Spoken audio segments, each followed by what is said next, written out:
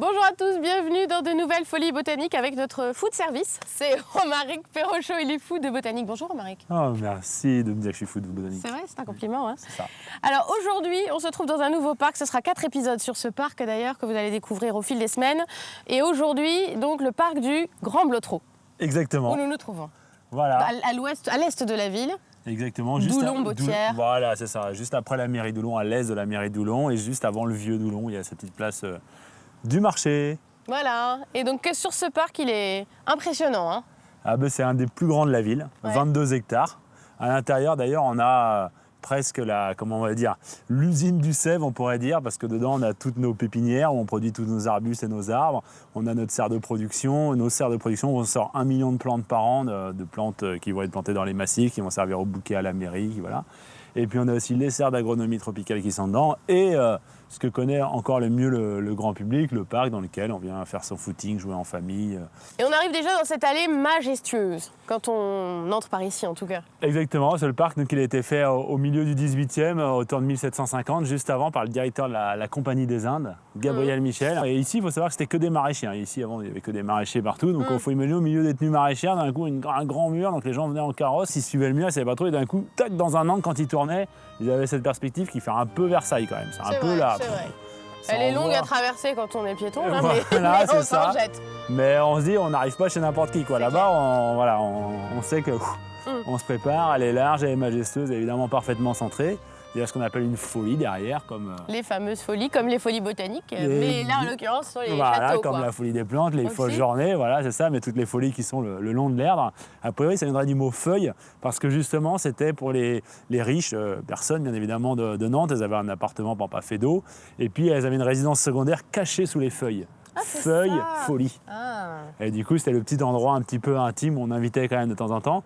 Et dans cette perspective, si on continue, qu'on traverse le château, et donc on imagine on est dans le salon du château, de l'autre côté, la Loire. La Loire. Qu'on ne voit plus aujourd'hui puisque c'est caché par les rails de chemin de fer. Voilà, aujourd'hui on est un tout petit peu entre guillemets à l'écart de la ville, mais ça va beaucoup se construire de l'autre côté.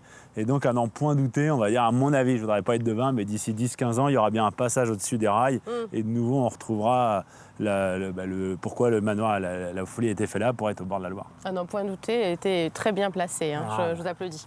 Et il y a un jardin un peu à la française devant, mais bon, C'est ça ça. tarde pas plus. D'un point de vue botanique, donc là, notre jardin à la française, il est très bien dessiné, le dessin est très beau. Par contre, d'un point de vue botanique, les fleurs sont renouvelées 2 fois par an, tous les ans. Et sinon, on a juste des petits ifs, des buis, pardon, ici, des cônes de buis. Ce qui fait que c'est pas d'un point de vue botanique, on va se C'est pas là chercher qu'on le va petit- s'amuser.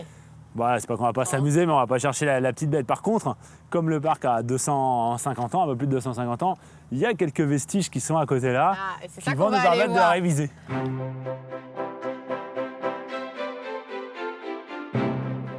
Bon, un chêne, ça, on est Chêne. en Juste pour classique. réviser les classiques, c'est un chêne. Voilà. Par contre, les pins. Ah ah.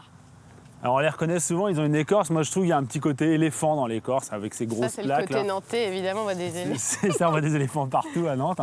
Mais cette écorce avec des très très grandes plaques est quand même assez caractéristique. Mais ce qu'il y a de très particulier sur celui-là, qui est une espèce française, notamment dans l'est de la France, c'est que là-haut, vous voyez, l'écorce, elle est comme si elle était arrachée. En fait, c'est la partie la plus jeune. C'est au contraire que l'écorce n'est pas encore faite. Et elle est, on dit saumonée, nous en couleur. Moi, je suis daltonien, mais je répète saumonée, je le reconnais le saumonée. Donc, je ne reconnais pas d'autres couleurs. Et du coup, là, ce côté orange-rose qui montre que c'est le pin sylvestre, donc entre guillemets le pin des forêts de chez nous. D'accord. Et il y en a un autre, enfin de chez nous, de l'Est de la France. Et il y en a un autre, on va le voir, on voit bien la différence. Là, les plaques, le côté éléphant et Et encore plus marqué, là, c'est non? un éléphant géant là. Ouais, c'est ça, c'est les C'est grosses éléphant géant plaques. et des très grandes plaques. Et surtout, par rapport à tout à l'heure, on voit bien que l'intégralité de l'arbre est avec ces grandes pas de plaques. saumon en haut, Il n'y a quoi. pas de saumon qui nous attend là-haut. Et les branches, c'est une autre caractéristique, sont complètement, parfaitement perpendiculaires par rapport au tronc. Ça fait que des branches qui sont à plat, qui sont horizontales. Et donc ça, c'est le pin laricio ou le pin noir. Et notamment, le plus connu, c'est le pin laricio de Corse, qu'on retrouve au niveau des aiguilles de Bavella, notamment quand on fait le GR Corse. Il y a ces pins qui sont absolument énormes. Le GR20, quoi. Voilà. Et donc à côté de ce pin, qui vient quand même de France, très grand, il y en a un autre, un petit, on a l'impression qu'il pleure parce qu'il vient de plus loin, d'autres montagnes, non pas les aiguilles de Bavella, mais l'Himalaya. Je Et là, continue à faire mes petits plans, hein, quand Ouais, même, hein, ouais, pour ouais, la ouais. leçon. Tu peux faire de plus près parce que On tu va verras s'approcher parce que de plus près, les aiguilles sont par 5, alors que souvent, elles sont par 2. Et voilà, tu as bien observé quand tu es sur les pins maritimes en bord de mer. Et du coup, ça nous permet de déterminer déjà les grandes familles de pins, selon qu'il y a 2 aiguilles, 5 aiguilles. Voilà. Et donc c'est un pin Griffiti, un pin de l'Himalaya. Et puis le dernier local, juste à côté, qui n'a rien à voir avec tous ces pins, c'est un cormier. Donc c'est un arbre fruitier qui fait des petites poires qui se mangent quand elles sont blettes. Donc déjà c'est minuscule, il faut attendre qu'elles soient pourries pour les manger. Autant dire que ça n'a pas une grande... ça se vend pas beaucoup dans le commerce, quoi. Et d'ailleurs, je ne suis pas un grand fan au niveau nourriture. Mais c'est un très bel arbre et un arbre fruitier. Et voilà, les animaux l'aiment bien.